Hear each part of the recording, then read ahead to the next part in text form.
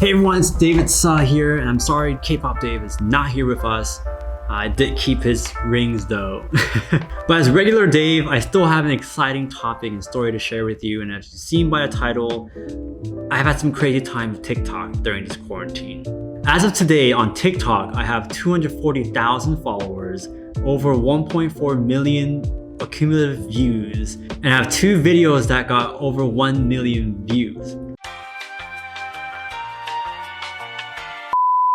And this is all as regular Dave, not K-pop Dave. And as you can see by my enthusiasm, it's been an absolute crazy and awesome journey through TikTok as I went from 20 followers to 240,000 followers in a month. And to those who define going viral differently, here's context, because context is always so important to everything. I've been on Instagram for 6 years and I've been stuck on 2,000 followers for the last 2 years. And I've been able to achieve that on TikTok in 1 day. That is freaking crazy, you guys. That is absolutely crazy. Yeah, if you can't tell, I'm just so hyped to tell you the story and tell you how I did it. Now, before I go into the hows, I do want to share with you more positive vibes and what blowing up on TikTok has done for me and my business, especially during this hard time as a small business owner. First of all, website traffic. I believe I was getting around 40 to 60 visitors on my website per week. And guess what is right now? It's 1,400 visitors a week. What are these people even doing on my website? Well, of course, second of all is my Instagram. And you know how I said my Instagram's been stuck on 2,000 for the longest time?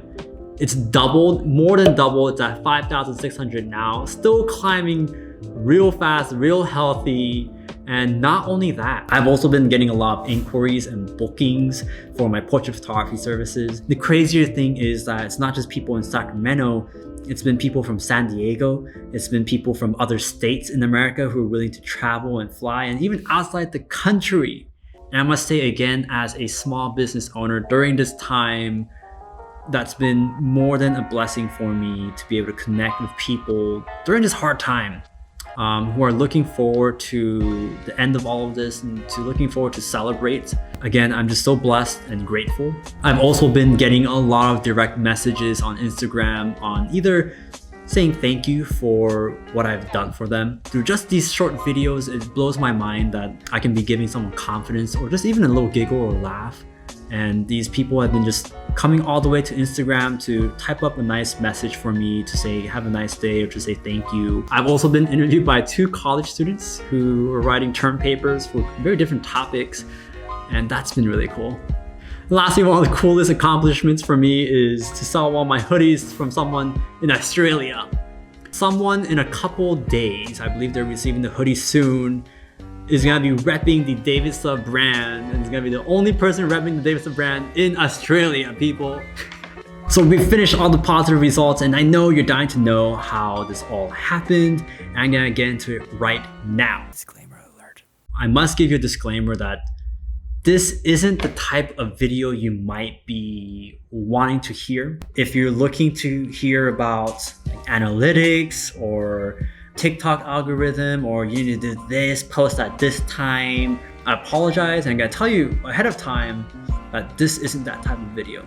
This is gonna be a lot more holistic in the view of everything, and I still think it's something that you can definitely learn and grow and apply it to yourself. So how did normal Dave get 240,000 followers in a month?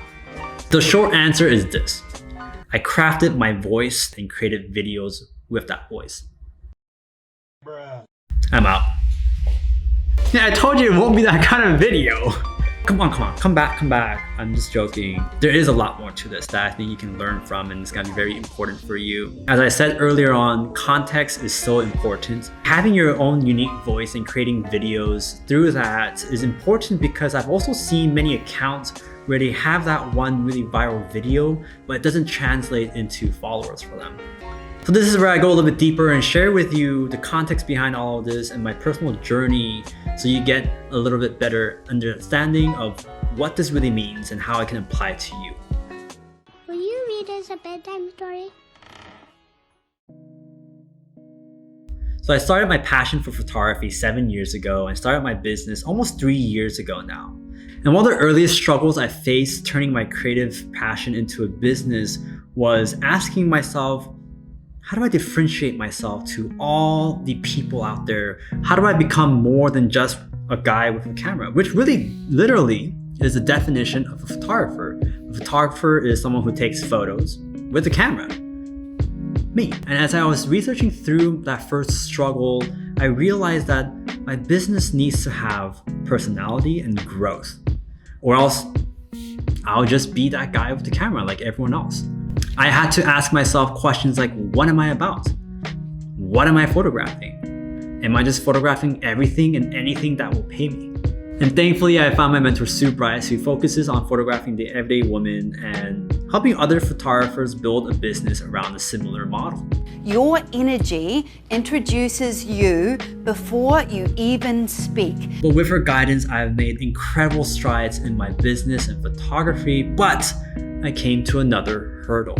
And the struggle was I wasn't Sue Bryce with the Aussie accent. Oh my gosh. And I didn't have the angelic voice and the way she moves and communicates with her clients. I wasn't Sue Bryce. I remember talking to other photographers that were having the same struggle of not knowing how to put a creative twist to what they learned. After all, we're not a franchise like McDonald's. I wanted to be me, right? I want to be David Saw. It's not McDonald's photography, it's David Saw photography. And luckily, through great timing and social media, I found out about this brilliant man named Gary Vaynerchuk, or GaryVee, who told me about personal branding. A lot of people are like, Gary, should I separate my business and life? I'm like, I put my Jets content in all my content. I put my garage sales stuff there. That has nothing to do with the marketing or the business running. From GaryVee, I learned that it's okay to post more than just my work on my social media. At this time, people were telling me, David, why are you posting things that you ate? Just post your work. That's all you need to post about. But Gary had a different mindset about branding and personal branding. Gary's whole thing was that you're so much more than just your work. You are an entire person. You're a wholesome person with complexity. You like burritos. You like basketball. You like to dance. You have a dog. You have a family, and all of that plays into the story of your business or just you, who you are. And it's important to share that with people because at the end of the day, we're just connecting with people. So slowly but surely, I started posting videos of me dancing, photos and videos of Maya growing up, telling stories that are personal or business related, whether it's about my wins or my losses, hard times in my life, setting up the business. I told all of those stories. And before I started doing all of this, I would feel like there was two entities. There was just David and work David. And whenever I would go into work mode, whether that was actually interacting with a client or posting on my social media, I felt like I had to put on a suit as like a 5-star hotel manager, act really polite, act really professional every single time, can't joke, can't do this.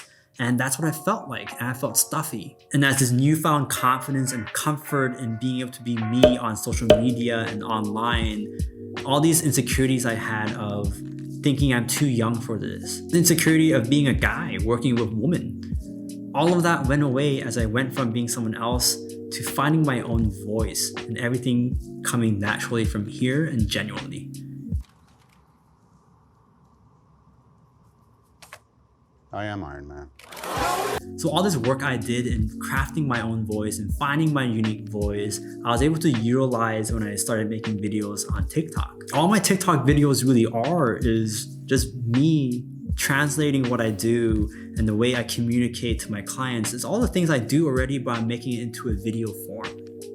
And it all comes so naturally to me because it's what I do on a daily basis. And if anything, TikTok has been an amazing way to explore my brand and my voice in a whole nother way, as I can start making videos with not just my personality, my business, my love for dance, my dog Maya, and even comedy now. So my advice I have for you, if you're gonna take anything away from this video, is to find your voice. Find your voice by doing what you love. At the end of the day, TikTok is just a platform like any other social media apps out there, and it's just like a megaphone for your voice. You can grow by doing what everyone else is doing and having the same voice, but having the loudest voice, or you can have your unique voice and not compete against the millions of other people on a screaming contest. And honestly, either one works fine. You have to find out what works for you. But for me, I realized I'm competing against pretty girls who are dancing and making crazy anime faces, or other photographers who are just straight up better than me, just posting their amazing work. And there's just no way I can compete just posting photos against that. But as I give you 2 options on how you can grow on TikTok, this is how I see it.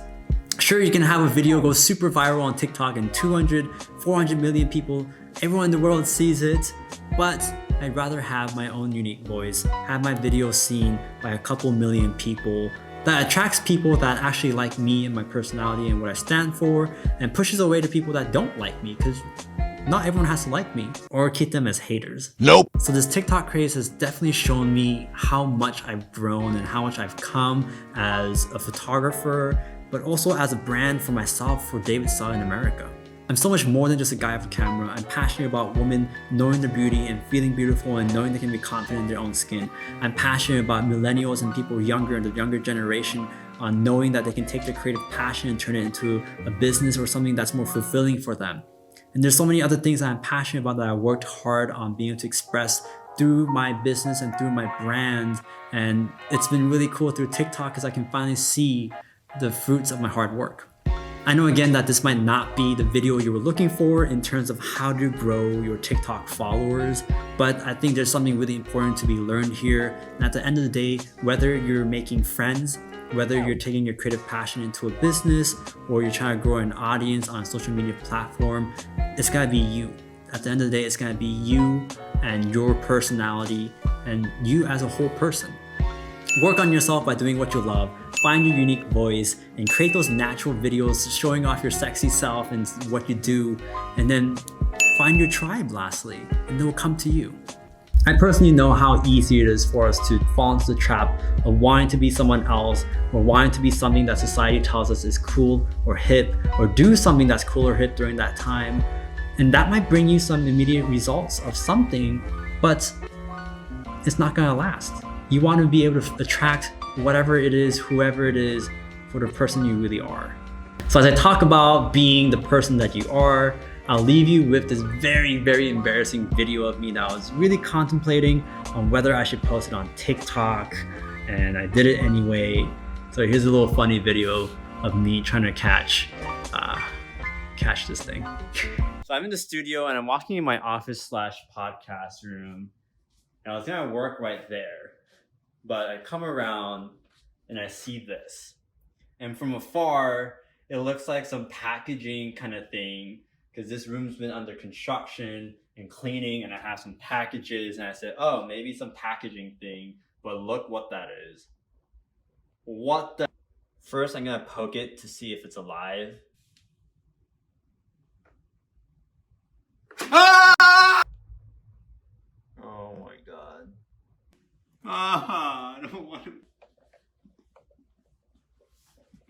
Yeah! Go live your life. Everyone, if you enjoyed that video, please leave me some comments, likes, or subscribe, and then hit the bell thing. And that will just encourage me a lot to see what I want to create for you. And I'll see you on the next video.